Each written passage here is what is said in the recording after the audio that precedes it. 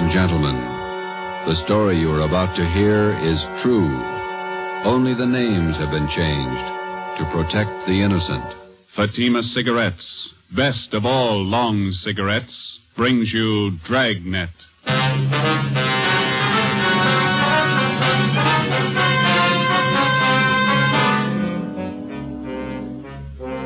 You're a detective sergeant. You're assigned to homicide detail. A small boy is reported missing from his home. His age, 9 years. Foul play is suspected. Your job, find him. Dragnet, the documented drama of an actual crime. For the next 30 minutes, in cooperation with the Los Angeles Police Department, you will travel step by step on the side of the law through an actual case from official police files. From beginning to end, from crime to punishment, Dragnet is the story of your police force in action. It was Thursday, December 22nd. It was cold in Los Angeles. We were working the night watch out of homicide. My partner's Ben Romero. The boss is Thad Brown, chief of detectives. My name's Friday. I was on the way into work, and it was 3:55 p.m. when I got to room 42. Homicide. Hi, Joe. Ben, what's doing? Oh, pretty quiet. How's your mother? Well, that cold's still hanging on. Bad cough. Doc says nothing serious. My kid's got the same thing. Must be some kind of a virus going around. Yeah. Is that a new suit you got on? Oh, yeah. Ma figured I needed one. Let me see. Oh, yeah, that's a nice shade of blue. Where'd you get it? Quincy's down in South Fig. Look okay? Turn around. Oh, yeah, that's a good fit. Did you get all the reports on the Webster case yet? Yeah, all taken care of. Let me get it. Homicide, Friday. Well, this is Levinson, Unit 113J. Got something for you. Yeah, Harry, what's doing? Doherty and I are out here on Collis Avenue, 4656. Trying to track down a 9-year-old boy. What's the story? The kid's missing. Suspicion of foul play. How long has he been gone? About 2 hours. Looks like a job for homicide. How do you figure? Kid was last seen playing in the backyard of his home. Yeah? We checked over the yard. Find anything? Bloodstains, lots of them. They look new. Ben and I left a message for Chief of Detectives Thad Brown. Then we went over to the crime lab, picked up Lieutenant Lee Jones, and drove out the Arroyo Seco freeway to Collis Avenue. It was an average neighborhood. Number 4656 was a one-story green stucco residence situated on the corner of Collis Avenue and Harrison Drive. Beyond the backyard was a tract of undeveloped land covered with scrub oak. Harry Levinson from Highland Park Juvenile was waiting for us in front of the house. Back this way, fellas. I'm coming, Lee. Wait till I get my bag. Okay. Who notified you that the boy was missing, Harry? The mother said she went out to do some Christmas shopping about 11 this morning, left the boy home. She came back about 2 this afternoon. He was gone. What's the name? Johnstone. Kid's name is Stanley, 9 years old. Mm-hmm. Was this gate open like this when you got here? Oh, yeah, I haven't touched the thing. Here are the stains over here, Lieutenant Jones, along the edge of the walk, see? Yeah. Let me see. Quite a few stains, huh? Looks like it might be blood. I'll try some benzodine on these spots here. Yeah, there we are. See what happens? Where's the kid's mother now, Harry? In the house. Doherty's talking to her. Did you talk to any of the neighbors? People next door. One's on this side. They couldn't tell us anything. There it is, fellas. Galley? These spots I covered with benzodine. They're turning blue. Bloodstains, all right. Can't say definitely whether it's human or animal blood. Mm-hmm. You have to go back to the lab to run it through? Yeah, biological precipitin test. Hand me one of those glass vials from my bag, will you? Yeah. Okay, here you are. Thanks. Scrape some of these flakes off for a test. There we are. How soon can you tap the blood for us, Lee? Precipitin test won't run more than 20 minutes. It'll take 3 or 4 hours to run a blood grouping, though. That's it.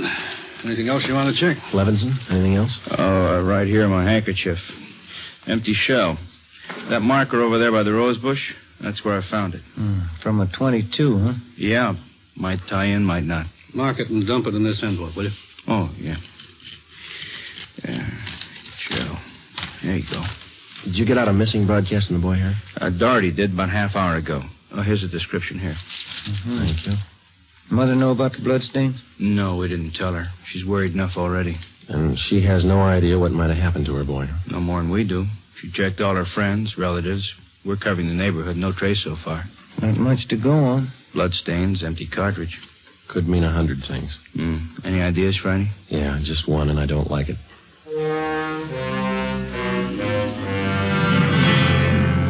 4:30 p.m., Thursday, December 22nd. The neighborhood search for 9-year-old Stanley Johnstone continued. Lee Jones went back to the crime lab to start the precipitant test and the blood grouping. Levinson and his partner Doherty from Highland Juvenile stood by. We called Chief of Detectives Thad Brown, and he ordered up a special detail to aid in the search for the missing boy.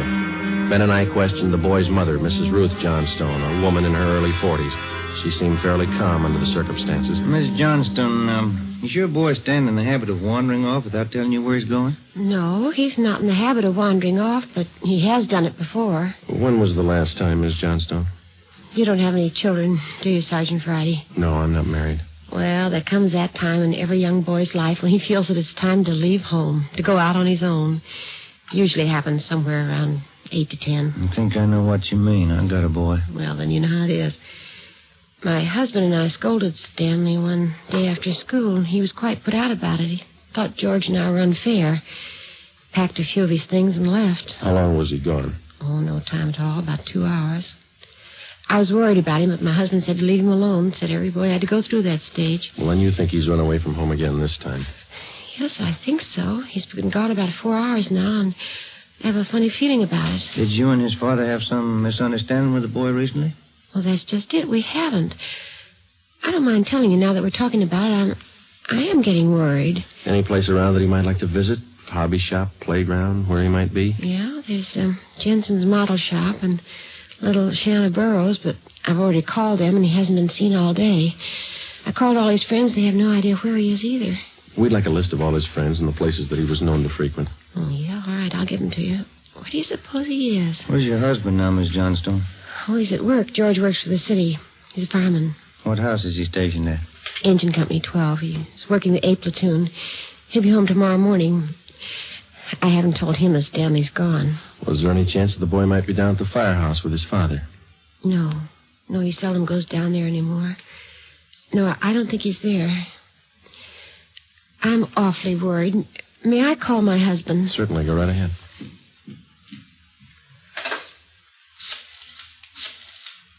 I know George will be worried. Stanley's been gone too long. Hello? May I speak with George Johnstone? This is Mrs. Johnstone. Thank you. I hate to call George at his work. Yes, ma'am. Does your husband own a gun? Yes, he does. What caliber, do you know? Well, it's a .45 automatic. He got it... George? This is Ruth. George, is Stanley down there with you by any chance? Oh. No, I can't find him anywhere. He hasn't been here when I came home from my shopping. There are 2 policemen here. No, I said there are 2 policemen here. Oh, no, dear. I'll call you if we don't find him soon. All right, dear. Yes, you too. Goodbye. Well, I didn't think he'd be with George. That .45, is that the only gun in the household? Well, yes. Why are you asking about guns? Has anything happened that you're not telling me about? No, ma'am. Just routine checking. We'll have to take a look at that .45, if you don't mind. Maybe I should tell you. We do have another gun in the house, but it's all wrapped up. George bought it for Stanley's Christmas present. May we see it, please? Well, yes. Will you have to unwrap it? Yes, I'm afraid so. Well,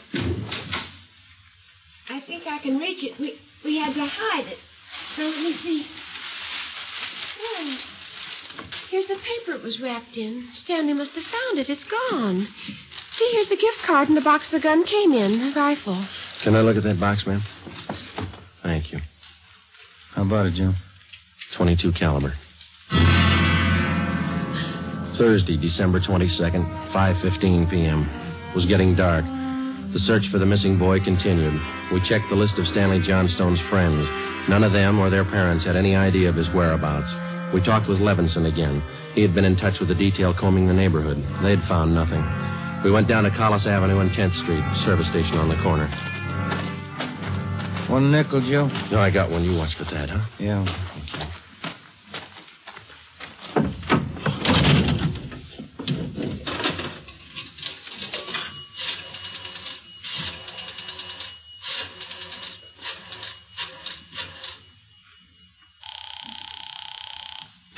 City Hall. 2667, please. 2667.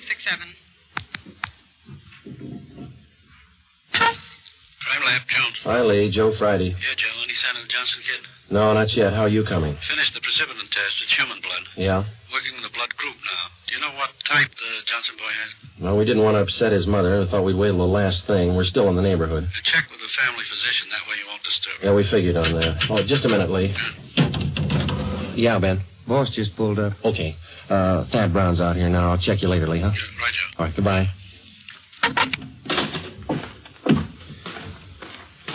Gentlemen, how's it going? Just checked with Lee Jones. Yeah, I know. It's human blood. What do you think? We talked with the boy's mother, Miss Johnston. Found a gun missing. Yeah. Caliber's the same as the empty casing that Levinson found. 22. You said the gun was missing. Yeah, the Johnstones were going to give it to the boy as a Christmas present. They had it hidden, but it's gone now. Any idea who took it? Well, they left the Christmas wrapping behind. I think it was the kid. 22 rifle, huh? 9-year-old boy. When are they going to learn? First, it's carbide cannons on the 4th of July. The city issued ordinance after ordinance, but a few thousand kids around the country had to lose their eyes, fingers, hands before the parents gives us their full cooperation to outlaw them. I know what you mean. Sure you do. You and every other cop in the country became the heavies trying to clamp down on them. It's always the same story. This time it's guns for Christmas. I know what you're thinking, but we're not sure yet. Listen, Friday, there's a city ordinance against giving a gun to a kid. You know that. Yes, I know that. There's a missing boy and a missing gun. There's blood on the ground and an empty shell. That's enough for me. We're going to stay with it. Something's got to break. Yeah. I hope it's not the hearts of that kid's parents. Oh, hi, Chief. I've been looking for you, Friday. What do you got, Harry? Found the gun. New 22 rifle. Strong smell of cordite. I'd say it's been recently fired. Where'd you find it, Levinson? Back up there in that scrub oak. Up behind the Johnston house. Mrs. Johnstone identified it. Buckley took it down to the crime lab. Thanks, Harry. Is Miss Johnston okay? Pretty sick now. Kilby came up with something else. What's that? There's another one missing. An 8-year-old boy. 6:30 p.m. We talked with Officer Kilby about the other missing boy. He told us that his name was Stephen Moorheim, 8 years old. His family had just moved into the neighborhood, and it seemed that no one besides the Moorheim family knew that the boys played together. Mrs. Moorheim told us that Stephen told her that he was going out to play and that he'd be home by 6 o'clock for dinner. She told us that he was an unusually prompt boy and almost never overstayed his playtime. We got a description of the Moorheim boy and put out a missing broadcast. We called the Johnstones' family doctor. He told us that Stanley's blood was type O. At 7 p.m., we talked again with Mrs. John Moorheim. Are you sure Mrs. Johnstone doesn't know where the boys are? She has no idea, Miss Moorheim. It's terrible. It's just awful. I feel there's more to this thing. Something you're not telling me. Well, there's no use to upset you until we know a few things for sure. And you are holding back something. Now, please try not to worry, Ms. Moorheim. There are certain questions we'll have to ask, routine questions in any kind of investigation. Is there anything else you want to know? Yes, ma'am. What is your boy's blood type? That's a funny question. Do you think anything's happened to him? Have you found him and you're not telling me? No, ma'am, we haven't found him. We don't think anything's happened to him. His blood type? Yes, ma'am. I think I have it written down in Stevie's baby book. Yes, here it is. Type O. Thank you. Wonder if I might use your phone, please? Yes, of course. It's in the hall. Be right back, ma'am. Yeah, okay.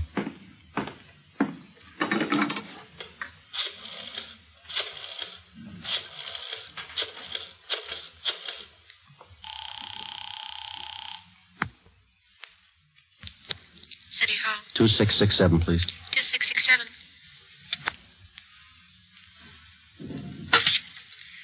Crime lab, Pinker. Hello, Ray. This is Friday. Lee there? Just a minute, Joe. Take 2, Lee. Jones speaking. Checking back, Lee. Did you get the blood types on the 2 missing boys? Yeah, both boys type O. So were the stains, Joe. Type O.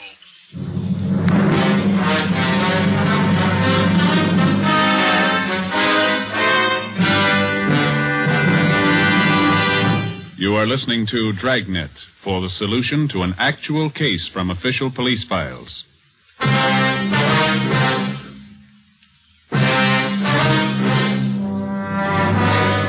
8 p.m., Thursday, December 22nd. Still no sign of either of the missing boys. Chief of Detectives Thad Brown went back to headquarters to direct the search from there. He dispatched another detail of 50 men to aid in the hunt for the missing youngsters. 8:30 p.m. It was getting colder. The citrus growers were warned to expect a freeze. We went up the block to see Mrs. Johnstone. Her husband had quit work early and returned home. We talked with him. He could tell us nothing more than we already knew. We still had not informed either of the families about the bloodstains and the empty cartridge casing which had been discovered in the backyard of the Johnstone home. It was more than possible that they had a right to know about our findings, but Ben and I felt that there was no cause to add to the distress of the two families at this time. If the two missing boys were found alive and well, then the bloodstains in the cartridge case would be of no concern to the relieved parents. At 8:40 p.m., Ben and I left the Johnstone house and went to the home of Mr. and Mrs. John Moorheim. Miss Moorheim, you said your husband worked at a market? Yes. He telephoned about 15 minutes ago and said he was closing up right away. He'll be here any minute. I do wish Stevie would call or come home. It's so cold out tonight. All he had on was a thin cotton jacket. Please try not to worry. We're doing everything we can. He's going to be all right. Stevie's father's such a sensitive man. He and the boy are so close. I know he's terribly upset. No, you're sure there's no place you might have forgotten? Someplace where the boy might be? No place. No. If anything happened to the boy, it'll just kill Joe. No. You sit still. I'll get it, Miss Moorheim. Joe? Hi, Harry. The Johnstone kid. He's been found.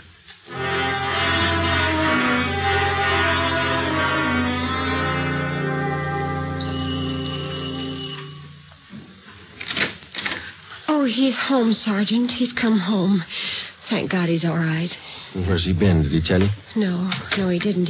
His clothes were all dirty and he's acting strange. I've never seen him like this. How do you mean, Miss Johnson? Well, he just came in the front door and said, "Hello, Mom," and then he sat down in a chair and stared at the floor. He won't talk to his father or me. Do you mind if I talk to him? No, go ahead.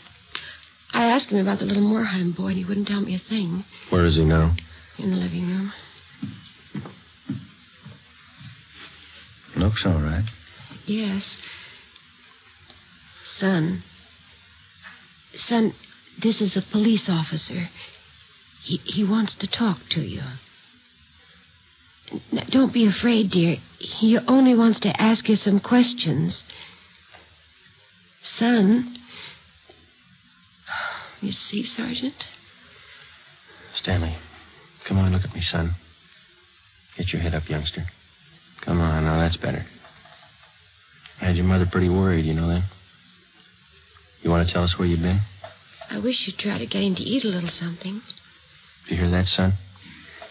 Want something to eat? Stanley, there's another little boy up the street who hasn't come home. Do you know where he is? His father and mother are worried about him, too, just like your folks were. You've got to help us find him, son. I killed him. I killed Steve with the .22. We were only playing. But I killed him. How do you know you killed him? Maybe he's only hurt. Now, isn't that it? No, he's dead. I know he's dead. The gun went off. We forgot we put bullets in there. Where is he, Stanley? I hid him. I was scared. I didn't want anybody to find him. Where did you hide him, son? In a cave up on the hill. I didn't mean it. It was my pal. You want to show us where, son?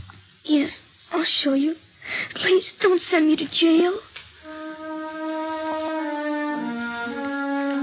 9:15 p.m., Thursday, December 22nd.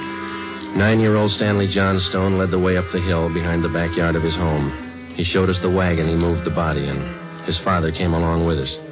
About 50 feet from the crest of the hill, the boy pointed to a thicket of scrub oak. There we found a small cave holding the body of Stephen Moorheim. There was a single bullet wound in his chest just below his heart. He was dead. We covered the body. Stanley, how did it happen? I knew my folks were going to give me the gun for Christmas. I knew where it was, and I got it. There was a box of bullets with it. Were you pointing the gun at Stephen?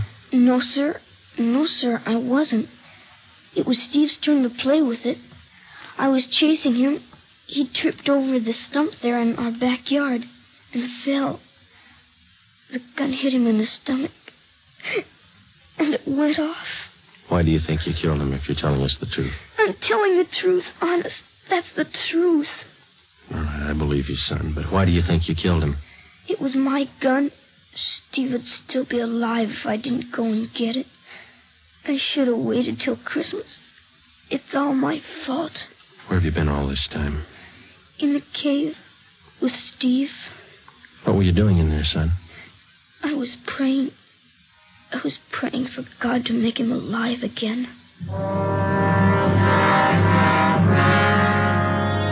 After a thorough investigation, Ben and I were convinced that the shooting of Stephen Moorheim was accidental. Lieutenant Lee Jones' findings substantiated the Johnstone boy's story even to the smallest detail. We put in a call to the coroner's office and acquainted him with the facts. He designated a local mortuary to handle the body pending autopsy and granted us permission to remove the body to the Moorheim home. Mrs. Moorheim collapsed. The family doctor was called. Ben and I sat in the living room to wait for John Moorheim, the dead boy's father. Edith! Edith! Mr. Moorheim? Yes. You the police? Yes, sir. Where's Edith? Where's my wife? Has my boy come home? Have you found him? Yes, sir. Oh, where is he? Steve! Stevie! Where's Steve? He's hurt, isn't he? Yes, sir. Oh, where is he? I want to see him. He's hurt bad, Mr. Moorheim. Oh, where is he? I want to see him. He's in his room. How bad? Pretty bad.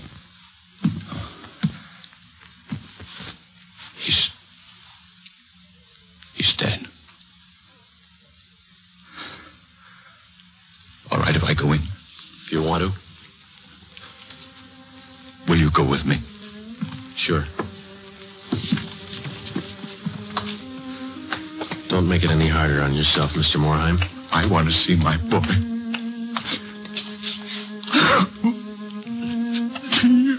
Mr. Moorheim. Stevie.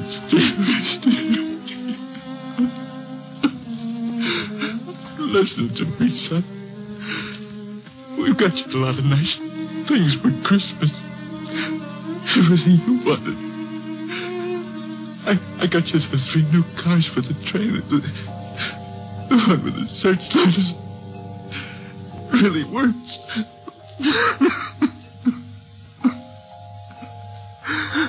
Son,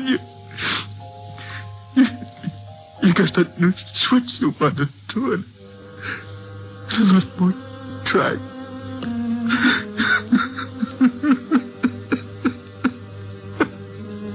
Oh, Steve.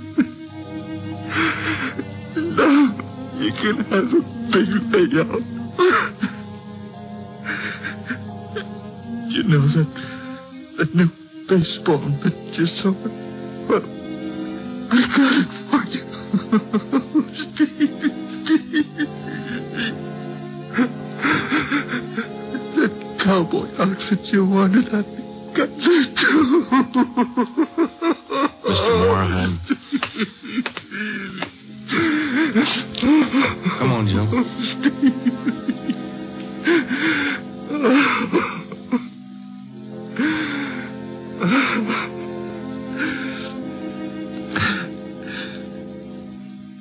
What happened? It was an accident. He was playing with the Johnstone boy up the street. Playing with a gun. It went off.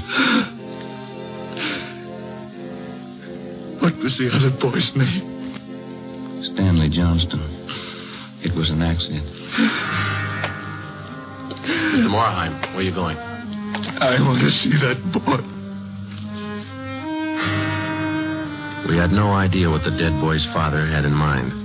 We didn't feel that we should try to restrain him. We went along with him up the street to the Johnstone home.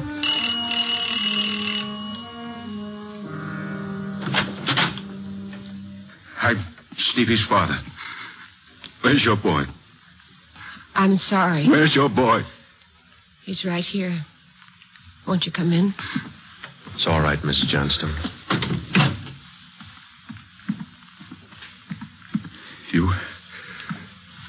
You the boy that was with Stevie? Yes, sir. What's your name? Stanley. Stanley. I know it wasn't your fault, Stanley. I wonder if you'd do something for me. Yes, sir. I've got a lot of nice presents for Stevie. I know he'd want you to have them. I want to give them to you.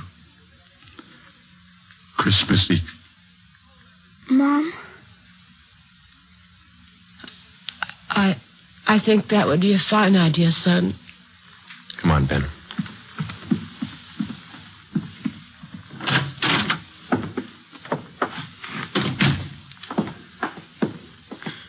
Well, what does it all prove, Joe? You don't give a kid a gun for Christmas.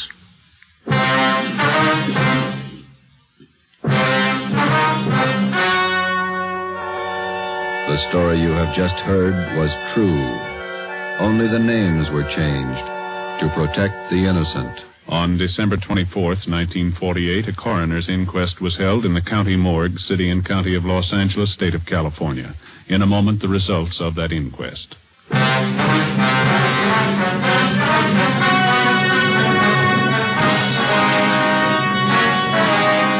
At the coroner's inquest, it was officially recorded that Stephen Morheim's death was the result of an accident.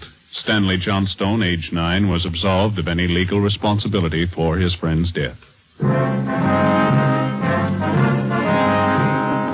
You have just heard Dragnets, a new series of authentic cases from official files. Technical advice for Dragnet comes from the Office of Acting Chief of Police W.A. Wharton, Los Angeles Police Department. Dragnet honors Hennepin County, Minneapolis, state of Minnesota, and the men of the Hennepin County Sheriff's Office, another of America's great law enforcement agencies. One of these men, Sheriff Ed Ryan, veteran police officer and department administrator, who dedicates his life to making yours more secure. Fatima Cigarettes, the best of all long cigarettes, has brought you Dragnet, portion transcribed from Los Angeles. Be sure to hear songs by Morton Downey tonight on NBC.